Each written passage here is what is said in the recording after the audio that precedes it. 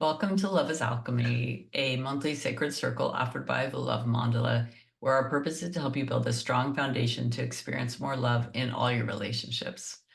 And today we have kind of a super useful topic, and everything I'm going to share, just accept it in a way that whatever feels right and resonates with you, take that in. Anything else, let it go. I don't really think it's important for everybody to believe the same, so I really welcome all perspectives.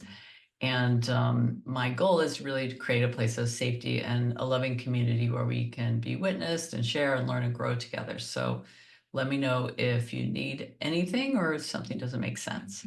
And if you have questions that are on personal nature, please share them in the chat as I will share the recording of just me on YouTube on my channel. So that's just something to take note of. Um, we're going to talk briefly about this partnership we have with the mind and the mental body.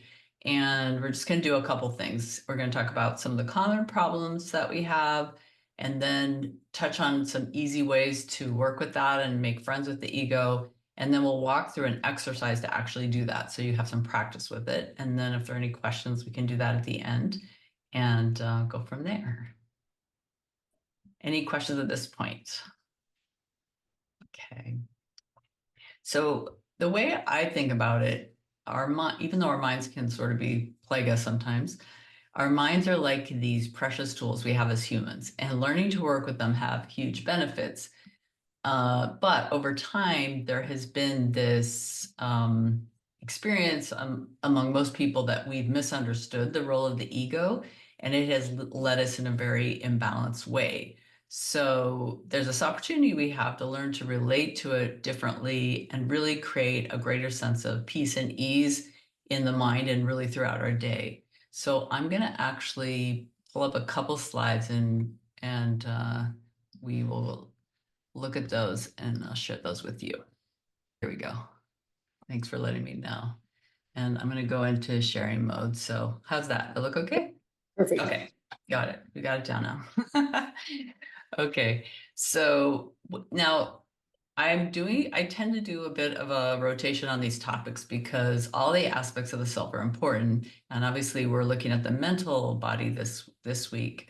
But the thing I'd like to remind people is that while we have all these aspects, and this is not like the definitive guide, there's many layers to us, but it's a good way to look at the buckets that and how we relate to one another, how, the levels that we interact at. It just basically simplifies it a bit.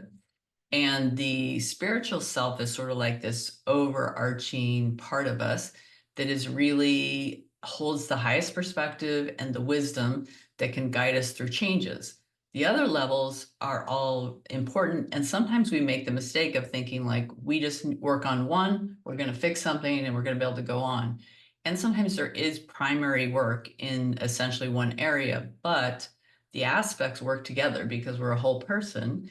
And so when we work on one level without ever checking in on the others, what can happen is we'll just have a temporary gain, and then the issue comes up again somewhere else or bubbles up. And so we haven't resolved maybe the emotional content behind something that we're experiencing on the physical level. So my approach with everything I work with in my personal life is just to, like even if I'm working with something I'm going to the doctor for, I'll check in on what's going on the emotional level around that. What is there something moving through it at that level as well? And so we can do this. So this is why we talk about these things, so that we can create greater ease in our lives by making sure we're working as an integrated being. And we're also going to the higher self for that higher perspective because it's the one that has the most wisdom and can bring it all together for us. So let's go on to the next one. Um, so what does it mean to work with the mind in a more integrated way? It's it's really, in some ways, it's just a balance equation. We're learning the mind has an important role. We're not trying to get rid of it or anything. It's a gift to have it, but it's not meant to be the pilot of the plane. It's not meant to be a tyrant or to be the ruler of our lives. And I think that's a lot of times we let that happen when we run into things like fear or we don't feel safe. And so our opportunity is really to invite the mind to be a consultant, a key member at the table, and really to be in service to what the heart wants. Because sometimes, a very common thing I think everybody's been through is we think like, oh, we should want X, but we really want Y. Or we're told that as we grow up, like you need to do X, Y, and Z.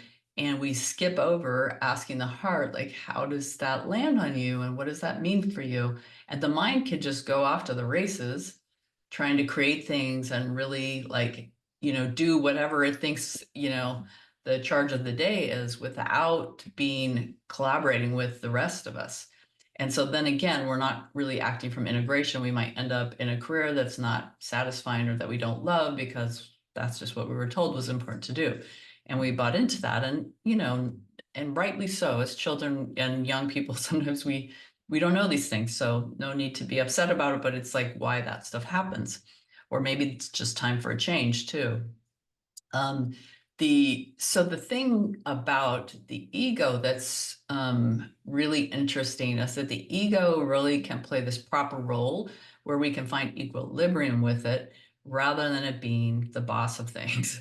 And so learning to relate with a sort of loving relationship to it is really key to having more peace. Because the ego, we all know, and we've been in a room with somebody whose ego is triggered and they're really aggressive or they shut. I mean, there's a lot of things that happen, but that's a good example, I think, from a lot of people's work environment. They've maybe seen somebody who got triggered and then they're overriding everyone. And, that kind of stuff happens because people have suddenly gone into just this one aspect and they're living from that. When we think about some of these issues that come up as common, patterns that we deal with, there are a lot of things that we do in the mind that causes suffering sometimes. Just so that we have a better ability to recognize them, I put a list of some of the common ones here. So judgment, obviously it can be of ourselves or of other people, but all judgment basically holds us in a place of separation from love and peace. And that's because on a certain level, even though we're in, so this is the paradox of life, where even though we're an individual, we are also part of one unified collective. And in this thing we call the ascension, we're moving towards recognizing that we are all connected truly on a deeper level than I think we've ever known. And so whenever we judge, even somebody else, we're judging a part of us. And so it just keeps us from being at peace. Another super common thing that every human in the world has experienced is like the fear. We're either fearful because of what has happened to us, or we're writing negative stories about the future that are really causing suffering for us and keeping us from being present from what's really happening. I think everybody can relate to that. And I think what's really nice about knowing what fear can point us to is that it can point us right to where we need to heal and and where we're looking for an opportunity to trust. And it might be trusting ourselves to listen to, that there is something to respond to keep us safe. Or it might be about saying this situation is safe. You can go forward. You don't need to hold back.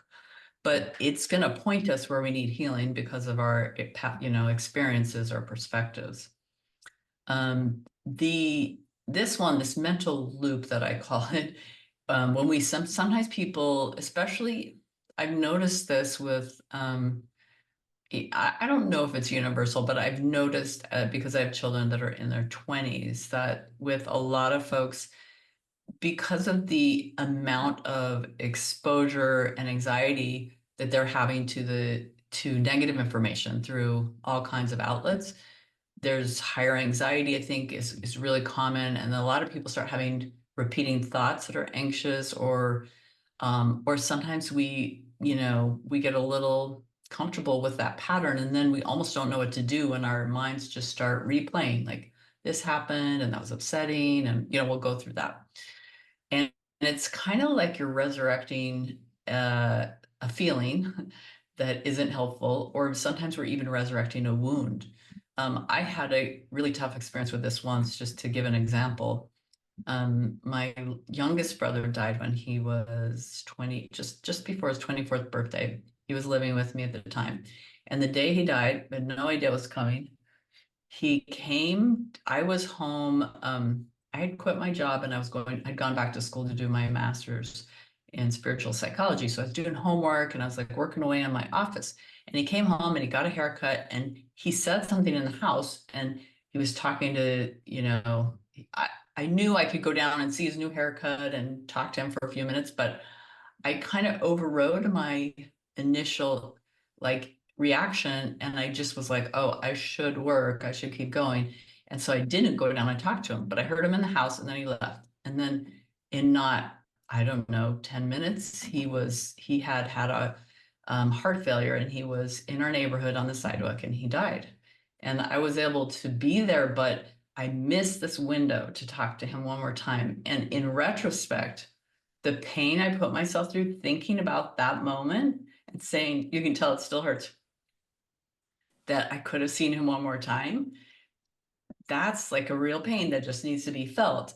But I don't need to replay it, right? So my opportunity was to say, you know what? I didn't know better. I didn't know that was going to be his last day. And to let it go and say, like, yeah, that really hurt that I didn't get to see him again, but I'm not going to choose to wound myself over and over by replaying. So we always have choice, right? Even when these things are like very powerful. It was very easy in the beginning, the first week he died, to keep going over that and saying, I wish, I wish, I wish.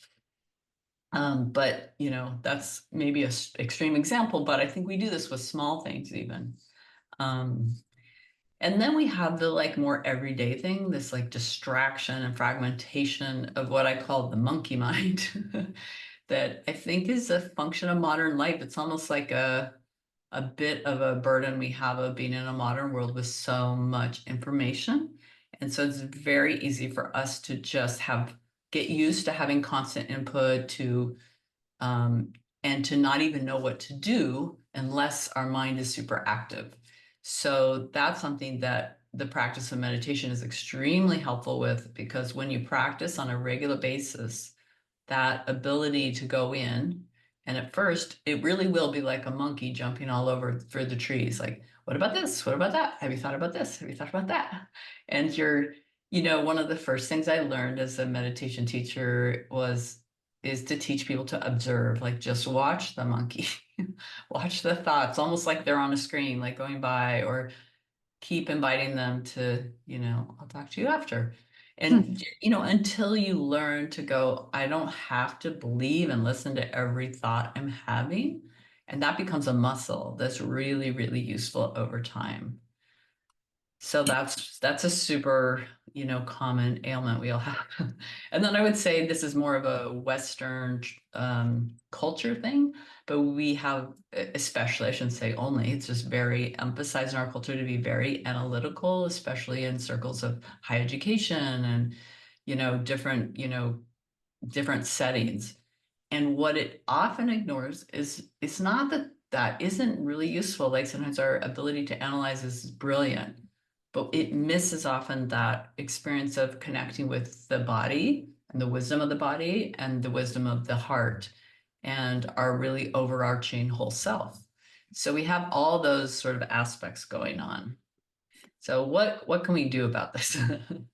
And we can't talk about everything. This is some of the work that we do in the programs I offer with people, but let's talk about caring for the ego, because this is something that I think for me, it was very enlightening to realize that the ego has this limitation that because it's in place so that we can have a personality. If you didn't have an ego, you really wouldn't have your uniqueness and your personality. And it's here to stay even as we ascend and become more evolved beings. But this unity consciousness is not accessible to it. Like it doesn't understand that we are all one on a certain level. It can't get that paradox. So it's not going to be the part of you when it gets fearful that can go, oh, this is just, that's, I can rise above this and connect to a different level of peace. This is just something from my past. Like your higher self can do that and give you a perspective. Your body might tell you, oh, you're just being afraid because of past history. And actually, if you feel me right now, I'll tell you it's safe.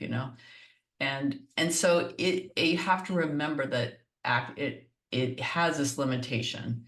And so while it's of great value, it's better that we become friends with it and think of it as um, a member of the table than as the driver in the car.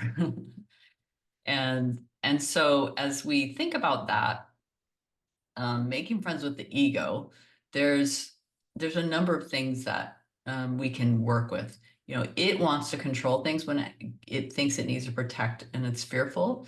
And so that gives us a direct opportunity. If it's fearful, it needs us to show up and say, like, here's why this is okay, or to listen to it and say, I will respond to that fear if it's a real one, right? Sometimes it's telling you that alley's not safe, and that's okay, right? That's good. But you don't need to be in constant fear. And so it's like it needs reassurance just like a child does. And so learning to comfort it and almost like dialogue with it is very powerful, and so that it can have its place in balance.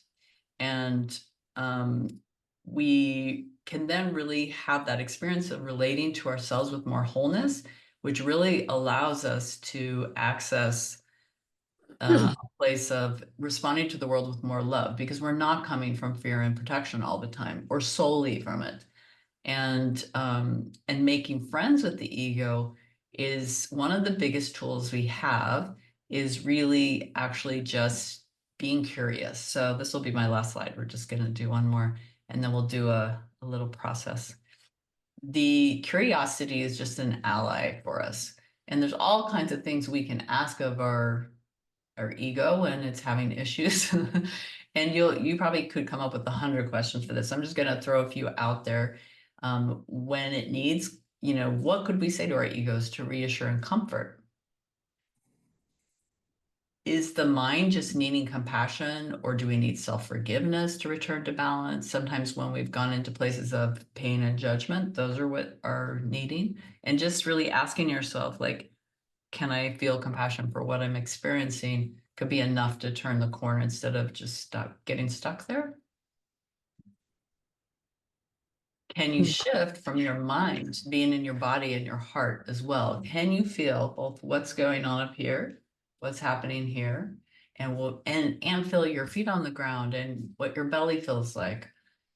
Those things are all giving you information. I think most people now know that the gut has an incredible amount of neural connections to the brain, and the heart has its own wisdom. And when we tap into that, we actually change our brain capacity and the coherence in the brain. So when you're able to get out of that frantic thought and move into your heart, it will settle your mind down. And that they have physical proof of that. I didn't pull that slide in, but I can certainly post that. And then I just added another one. If you're having looping, painful thoughts, ask your higher self what its perspective is. So that's something we can also do. Um, and sometimes the last thing here I'll just throw out as a question is, am I avoiding something? A lot of times we're overthinking because we don't want to feel. And the rest of the body's getting, the rest of our bodies are getting ignored. So that's a wonderful question to ask as well. So I know that was a lot. We want to wrap up with this slide with just, is there a kindness you can offer your thoughts? Because that self-criticism is probably the most universal thing we all experience. And how could we be our own best friend? What would you say to your best friend if she said, like, wow, that was a really impressive interaction with at work or whatever happens. And think of it that way. I'm going to pause and I'll take the slides off and see if there are any questions before. If anybody has like a particular pattern that's difficult, you can pop it in the chat or anything before we do. But we'll shift gears and go to the meditation if there aren't any questions. So take a minute and just get yourself really comfortable. If you want, you can go off camera, you can settle yourself. Just try to keep your spinal column straight so that things can flow easily within your energetic body. And I really invite you to allow your body to release the tensions of the day. We're moving into the weekend, which is lovely. And so I'm sure there's been a lot for everyone to just release, let go of. And take a good deep breath and let it just go through any place that's got tension as if you're breathing right into those spaces.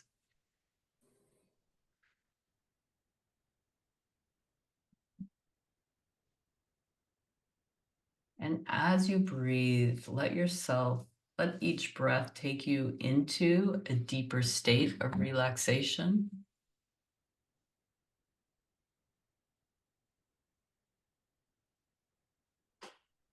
And see if you can feel the openness and spaciousness within your body.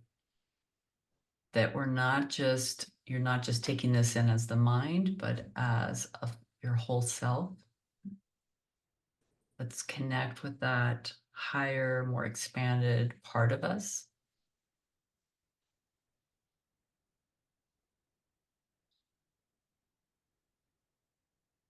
And just take this time to relax. You don't have to do anything for at least a few more minutes.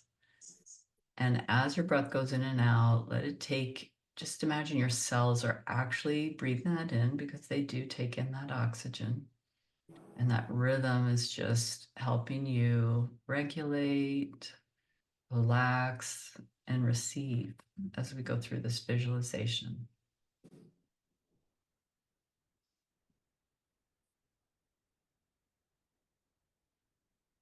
First, invite the presence of your higher self forward, just to be aware of it, to feel it. And could be different for everyone, but for me, it helps me feel very centered when I feel in connection with it. And I feel sometimes a little tingly. I feel open though and relaxed. Anchor in that expanded self of yours.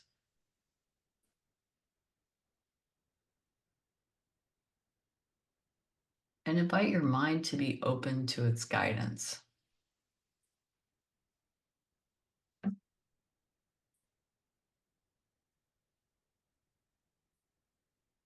Allowing yourself to rest in the truth that this is possible, that within you, you always have access to the greater truth of your being,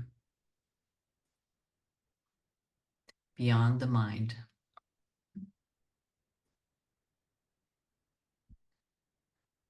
The mind itself is a gift that you have given to yourself in this lifetime to experience the role of a human being in individual form.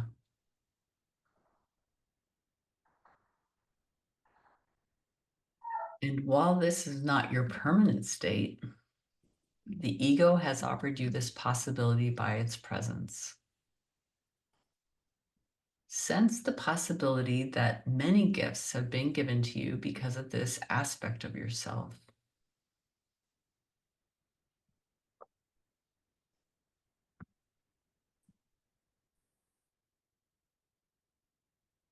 That without your ego, you would not be having this experience as a divine being in a human form. For this is a unique experience as an expression of source energy that allows you to see and view the creative capacity of this energy that you are, to hold a unique point of view and be expressed in form in an entirely precious, individuated way.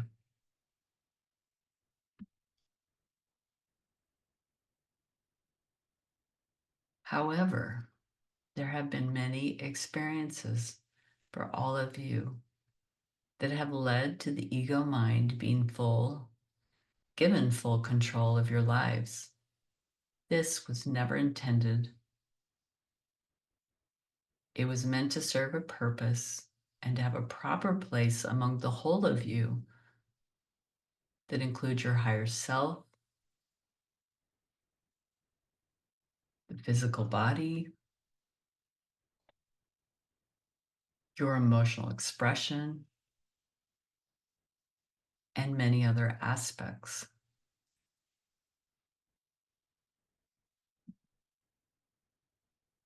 Instead, it has been allowed full control in response to fear and out of protection of you,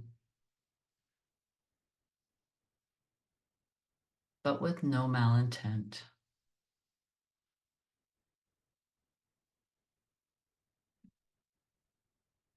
However, this has led mankind astray time and again, for it comes from a limited perspective. Without an understanding of the greater truth of unity consciousness that all of us are a part of.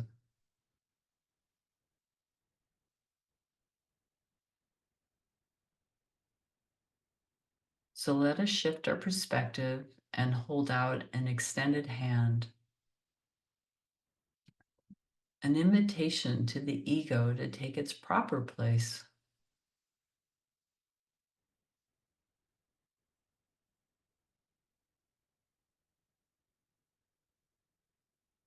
Without over responsibility, without the burden of trying to figure it all out from this limited viewpoint.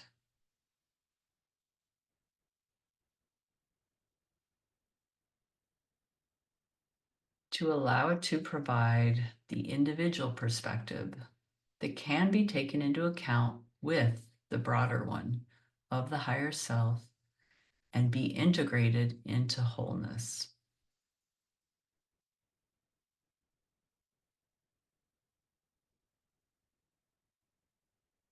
This will allow it to receive reassurance and comfort from the larger part of you, to allow it to rest and relax into playing its part properly.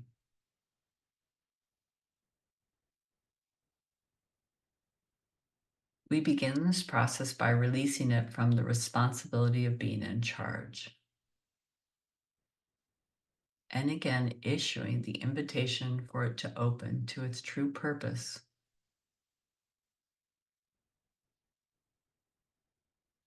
Take a moment to invite it forward.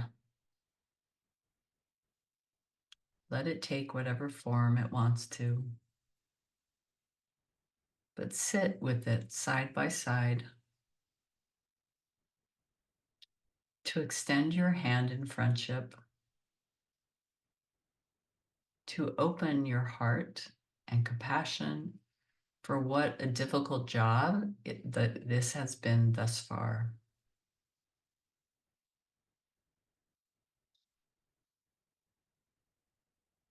Knowing that it has operated many times without comfort or reassurance and expected to get it right.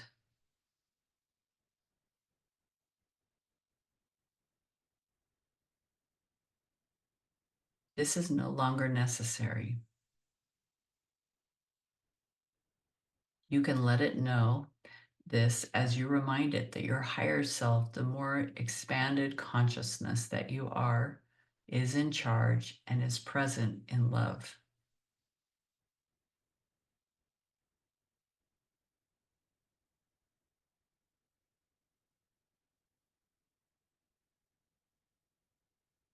And feel that loving presence emanate from your center outward.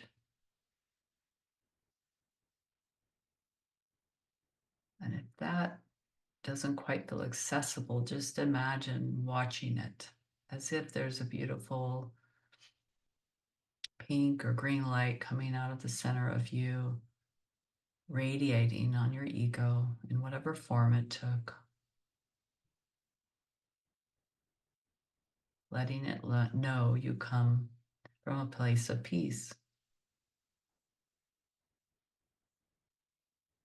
You might even remind it that as your ego, it is always welcome here at the table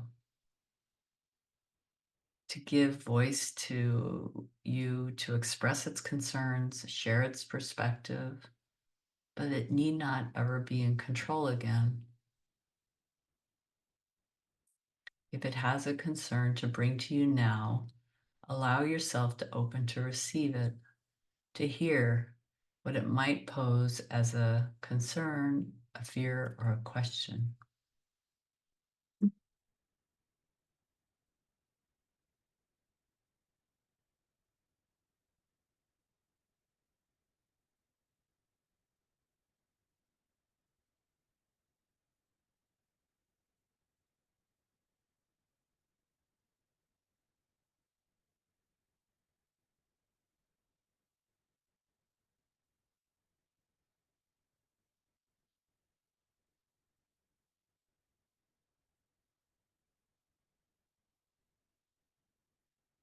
And what might you say in response to it from your expanded self? What would allow you to bring words of comfort, healing, or love to this request? Allow yourself to feel within you in the center, the stillness in your center, how there is a presence of love for all things that you are, for all parts that exist, and the ego is no different. It is welcome and loved as a part of the whole that you are.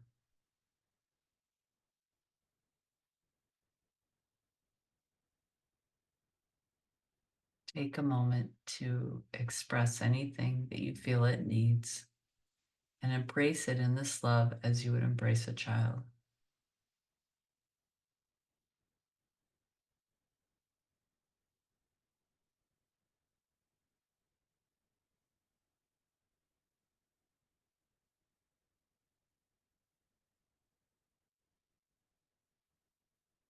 You can turn to it to thank it for its concern, for keeping watch over you, for providing input all these years.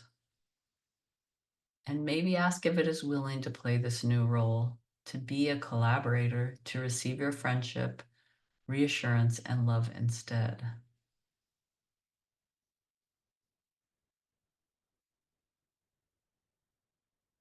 You might offer it these words: I welcome you with love. I value your perspective. I thank you for your service and invite you to release control. Come home to your rightful place in proper balance, that we may find peace, harmony, and equilibrium together with the whole of us within all our aspects.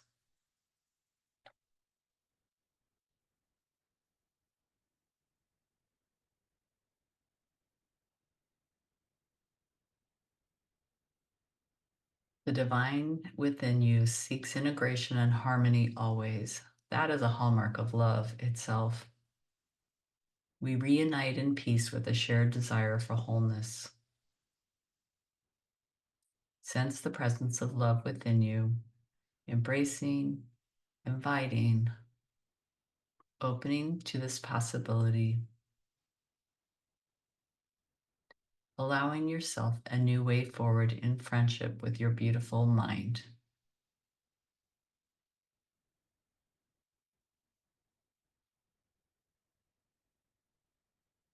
And now bring yourself back to your present consciousness, to be in the room you're in.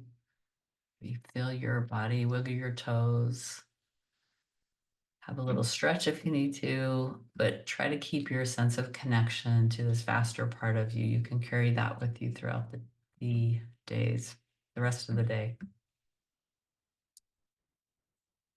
Uh, Thank you for participating in that.